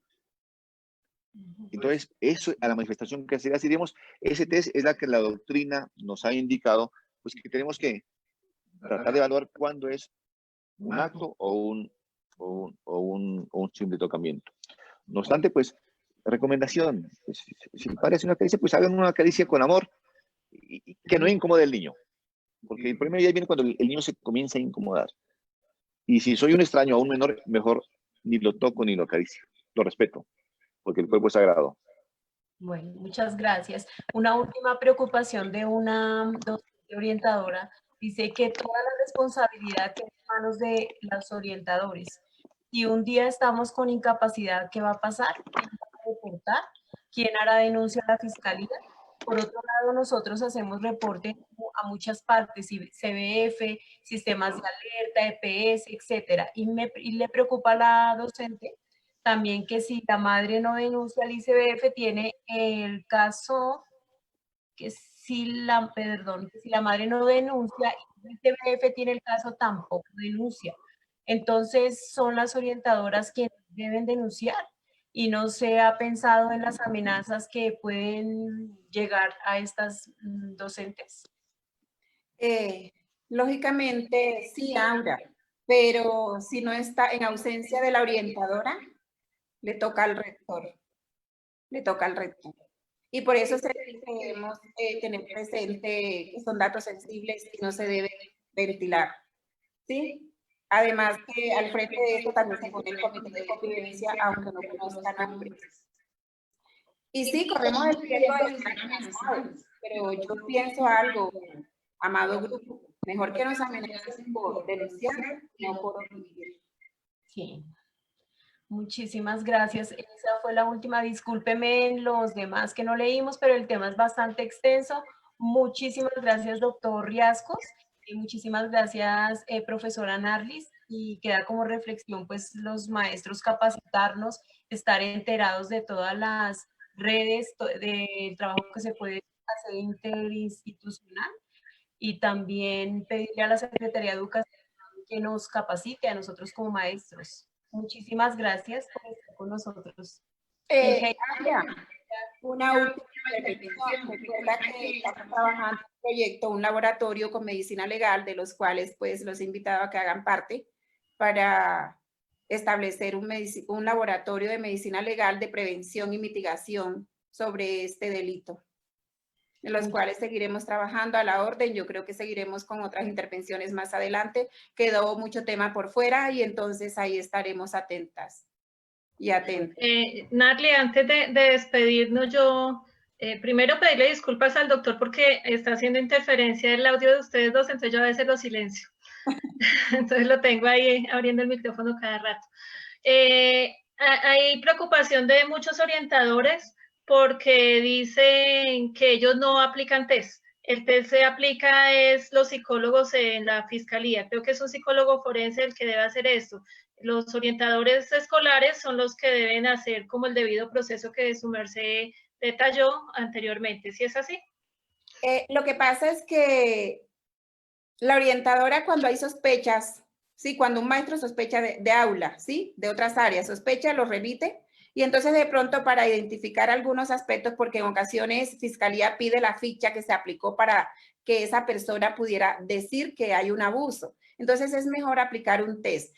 Los orientadores son muy cuidadosos en eso y ellos hacen un test en donde no necesitan preguntar nada, sino que el niño dibuja, ¿sí? O escribe, ¿sí? Dependiendo la edad que el niño tenga. O hay niños que son muy fáciles para redactar y escribir y empiezan a contar y solamente tienen que escribir sin hacer preguntas. Pero eso es importante, esa ficha, porque esa ficha siempre Fiscalía la pide.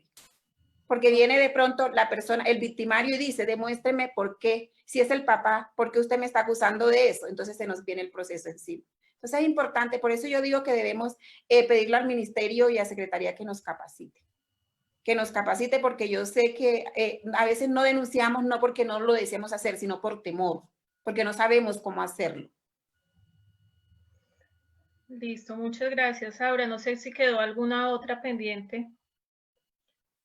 Yo tengo que aprovechar al doctor Raúl Alfredo. Ahí ya te abrí el audio. Hoy o ayer salió en el periódico, y esto es algo que sucede, yo le comentaba a Narly, esto sucede mucho, que muchas veces uno hace la denuncia en ICF como institución y no pasa nada. No pasa absolutamente nada. Pasan los años y no pasa nada. Y hoy salió una noticia, creo que por El Tiempo, la vi esta mañana, donde decían que en una fiscalía se hizo la denuncia, la niña contó lo que había pasado y no pasó nada. Y esto suele ocurrir muy frecuentemente. ¿Qué se puede hacer, doctor? Bueno, profe, mira. Los servidores públicos, bienestar familiar, defensa de familia, fiscalía, jueces, estamos comprometidos ¿en qué? Pues en la medida de sus competencias, en que se prevenir estos delitos. Y los jueces también, pues los jueces juzgar estos delitos en la medida de sus competencias. En el caso que tú, o bueno, que tú nos indicas, el caso, de pronto es falta de información, a veces, pues, de pronto esa falta de comunicación entre la autoridad y el ciudadano. Pero el ciudadano sí tiene que acudir a la autoridad. Muchas veces ocurre, muchas veces ese caso, esos hechos, por ejemplo, hay una denuncia, una presunta denuncia por un abuso. ¿Fiscalía qué hace? Fiscalía analiza el hecho, Fiscalía lo investiga, lo valora. Y fíjate que Fiscalía de pronto, si ese caso no existe, si Fiscalía dice, este caso no existió, Fiscalía tiene la competencia para archivar ese caso, lo archiva. Entonces, decir, bueno, yo no puedo indicar eso, decir que Fiscalía archivó un hecho porque, un caso porque por mala intención, no. Hay argumentos. Bueno, yo indico pues que el ciudadano pues se acerque a la Fiscalía y le pregunte. Y tenemos una herramienta. Fíjate, como ciudadanos tenemos bastantes herramientas que podemos solicitar información a través de un derecho de petición y las autoridades contestan el término que les da la ley, los 15 días. Vamos a suponer que de pronto, por época de pandemia, no podamos hacer la petición o la petición se nos demore. Podemos pedir esa información entonces a través de tutela. Lo importante que es entonces las recomendaciones para el ciudadano, que insista, persista y nunca desista. Eso es. Muchas gracias, doctor Raúl y doctora Narly. Tenemos a Miguel Ángel Pardo, que también lo invitamos a los últimos 5 minuticos del día de hoy, porque los maestros hemos sido también víctimas de señalamiento por estos casos. Entonces, sobre todo desde FECODE, Miguel Ángel, bienvenido. Bueno, un saludo a todos y todas, a todo el círculo pedagógico de preescolar, un abrazo y un agradecimiento al doctor Raúl por supuesto a Narlis y a nuestra compañera Aura, que se ha vuelto muy especialista en los temas del preescolar en estas dificultades de pandemia. Y como todos los maestros y maestras, hemos asumido el reto con mucha altura, mucha creatividad, mucho compromiso. Creo que hoy la sociedad valora mucho más nuestra profesión y nuestra labor. Un abrazo fraternal a todas y todas, y muy agradecidos por este encuentro de hoy, el círculo. Vale la pena señalar que este tema, que es un tema muy sensible para toda la sociedad, siempre ha sido una prioridad para los maestros y maestras, el cuidado, el derecho de protegerlos, el derecho de los niños y a restablecerlos.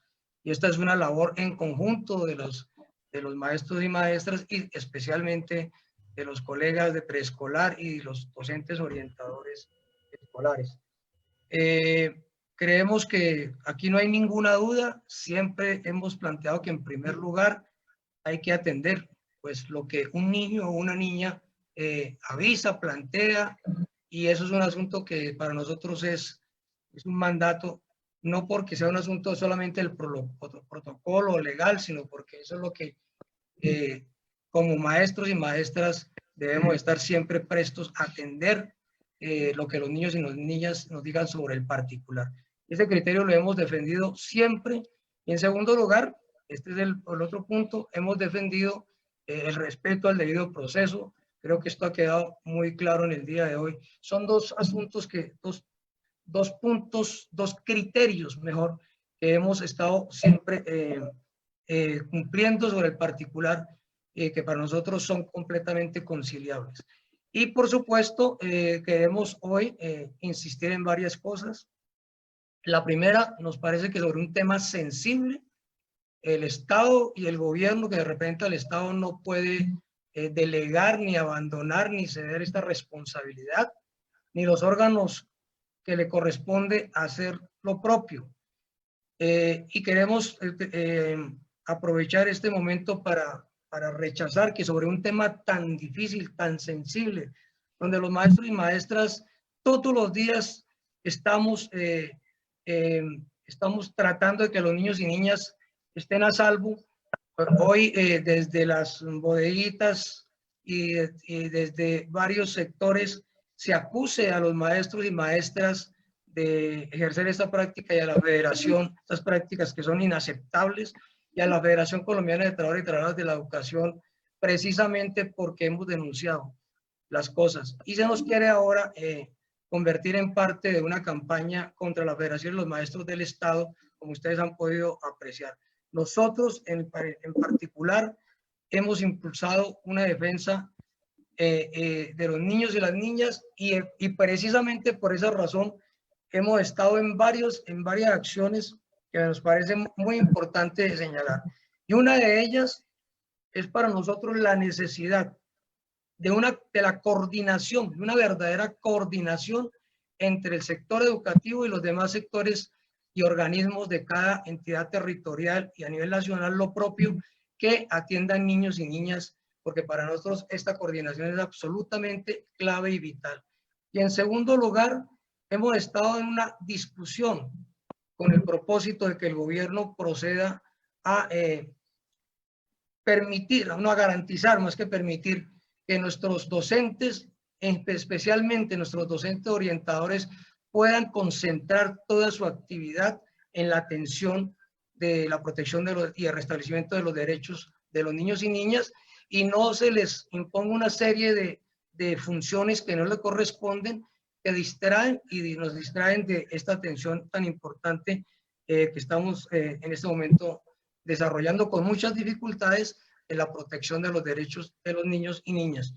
Igualmente estamos planteando la necesidad de fortalecer mucho más, no solamente de precisar las funciones de los maestros y maestras, de los docentes orientadores y orientadoras, que es una discusión que hoy tenemos con el gobierno, porque se nos quiere imponer funciones que no competen, y esto puede distraer la atención en lo que estamos conversando, sino que además estamos planteando la necesidad de aumentar la planta docente, especialmente la de docentes orientadores. Hace mucho tiempo que no hay concurso y eso implica que hoy haya una relación de facto de más de 1.500, 2.000 estudiantes por un docente orientador atendido. No quiere decir que los demás maestros y maestras no estemos pues atentos de esta labor, pero implica por supuesto que este equipo especializado para el efecto esté concentrado y en un número que nos permita hacer ese seguimiento. Y la invitación a todos y todas a acompañar toda esta batalla que estamos librando en este momento, porque el gobierno cumpla un compromiso muy importante, que es el de la reforma constitucional, para aumentar los recursos de educación, salud, agua potable y saneamiento básico. En 18 años le han quitado más de 380 billones de pesos a la educación y eso ha implicado todos estos recortes de personal y toda esta situación en la cual hoy la educación y la salud y el agua potable, el saneamiento básico de 1.103 municipios está en un estado tan lamentable que precisamente hoy es evidente porque nos pone en un estado de indefensión frente a la pandemia. Esta batalla es muy importante, acompañada de una batalla, es una bandera de la federación, los 3 grados de preescolar en los colegios oficiales, con maestros oficiales, no solamente titulares de curso, sino con maestros de educación física, educación artística, educación en tecnología informática, con el propósito de que estos chicos desde el principio, y de orientación escolar, con el propósito de que estos chicos y chicas estén desde el principio muy bien rodeados por la sociedad y muy bien rodeados dentro de la escuela. Quiero anotar lo siguiente, para que se evidencie mucho lo que ha sido para nosotros esta defensa de los niños y niñas. El promedio de amenazados de los maestros y directivos docentes y docentes orientadores amenazados solo en Bogotá al año es más o menos de 180. En Bogotá, la mayoría de esos casos tienen que ver fundamentalmente con las denuncias que hacemos los maestros, los directivos docentes, los docentes orientadores sobre el maltrato infantil, sobre el abuso infantil y sobre otras vulneración de los derechos o la incorporación a bandas de microtráfico. Y resulta que hoy esos 180 maestros aquí, más o menos 600 en el país, realmente no sienten el respaldo del Estado, no sienten el respaldo de fortalecer, por ejemplo, toda la estructura judicial, porque los compañeros jueces hacen realmente lo que pueden. Estaban hablando con esta debilidad de personal en el sector judicial de 2 millones de expedientes de todos los casos, por supuesto. Y hoy lo que le decimos al gobierno es que una forma de recuperar los ambientes escolares que están profundamente deteriorados es que rodee a la escuela de garantías y no deje a su suerte a los maestros, a las maestras, a los directivos docentes, a los docentes orientadores, como hoy lo está haciendo. Ha resultado que el maestro que procede, o el directivo docente, o el docente orientador que procede a denunciar, pues, resulta doblemente amenazado, porque le dicen, bueno, ya que usted se metió en ese lío, vaya, resuelva el tema de una manera u otra, y finalmente entonces la única salida que hay es la del traslado. ¿No nos parece que la forma de bajar, como hizo Peñalosa, los índices de 180 y los promedios de amenazados por estas razones en Bogotá, pero eso es una situación de todo el país, sea la de que no le acepten el traslado?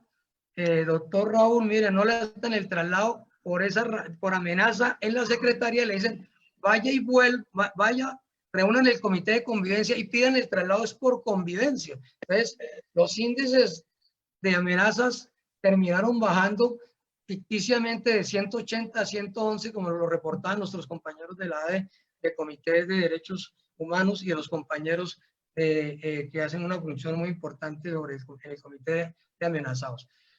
Lo que pedimos entonces es que el Estado cumpla, en primer lugar. En segundo lugar, que rodee la escuela y no la deje abandonada en ese sentido, que le dé garantías, porque bastante trabajo estamos haciendo con muchas dificultades los maestros y maestras, directivos docentes y docentes orientadores desde las escuelas, y finalmente que se pueda desarrollar un trabajo coordinado entre todas las entidades que atendemos niños, niñas y jóvenes en los territorios, en las entidades territoriales y en el país. Muchas gracias al Círculo y a los, por supuesto, a los panelistas, porque no es fácil asumir esta tarea como la que, porque se ha vuelto un tema muy sensible que a veces mucha gente no quiere tomar. Y una insistencia enorme. No puede haber atención a los chicos y chicas si nosotros seguimos acabando con las especialidades. Esto es muy grave. Entonces, cualquier persona, según el gobierno, puede formar a los niños de preescolar, menos los maestros licenciados en preescolar, en los colegios oficiales. Por eso nosotros hemos dicho, el acuerdo con el gobierno que debe cumplir el EXIMO son 3 grados de preescolar en colegios oficiales con docentes oficiales. No se puede seguir planteando que debemos atender una educación inclusiva si no hay concurso y no se incorpora a los maestros y maestras que se han formado en la universidad para el efecto. Y no se puede atender a los docentes, a los niños y niñas como corresponde, si seguimos señalando que todos somos orientadores y no se convoca concursos para que haya docentes orientadores ejerciendo a plenitud estas labores tan importantes para los niños y niñas. Abrazos y muchas gracias, mucho reconocimiento a todos y todas. Miguel, muchas gracias. Tu intervención es muy importante en muchos aspectos, ¿no? Primero por los señalamientos que han hecho no solamente la federación, sino a los maestros. Segundo, también porque es importante que las instituciones tengan los orientadores que necesitan, porque los orientadores también tienen una sobrecarga laboral exagerada. Yo agradezco mucho al doctor Raúl, a nuestra compañera Narlis. Espero que tengamos una segunda charla porque quedó la gente muy convocada a seguir el tema porque quedaron muchos aspectos por tocar. Aura, no sé si quieras decir algo ya para cerrar. No, ya hicimos la reflexión. Muchísimas gracias por la invitación. Bueno, todos los lunes tenemos estos espacios de reflexión, tanto académica, pedagógica, como en este caso lo que nos convocaba ante el maltrato de los niños, porque los maestros somos también las voces de esos niños que no tienen voz. El próximo lunes es festivo, entonces los dejamos descansar por ese lunes, pero el siguiente retomamos nuestros encuentros y el viernes que tenemos los encuentros del Círculo de Intercambio de Saberes, los esperamos que nos van a deleitar con sus proyectos la profesora Marisol Vázquez, Rocío Fonseca, Esperanza Pinzón y Janet Beltrán. Entonces, muchas gracias a todos por acompañarnos y un feliz resto de semana. Miguel. Ay, espérate, Miguel, que no tienes audio. Ya, reiniciar. Abre el micrófono. Ya. No, invitar a la lectura de nuestra nueva edición de la revista Educación y Cultura de FECODE, número 136, dedicada a los 3 grados de preescolar, problemática, trascendencia y alternativa. Y está al alcance de todos porque la estamos difundiendo de manera virtual, los maestros y maestras de aula proponiendo política educativa pública avanzada como corresponde en favor de la niñez de este país. Muchas gracias. Bueno, para los que se conectaron tarde, yo soy Heidi Quijano del Círculo Pedagógico de Preescolar, que pertenece al CEI de la ADE, de la Asociación Distrital de Educadores. Muchas gracias a todos y feliz resto de semana. Gracias, profe. Muchas gracias. Muchas gracias. Gracias. Adiós, nos veremos.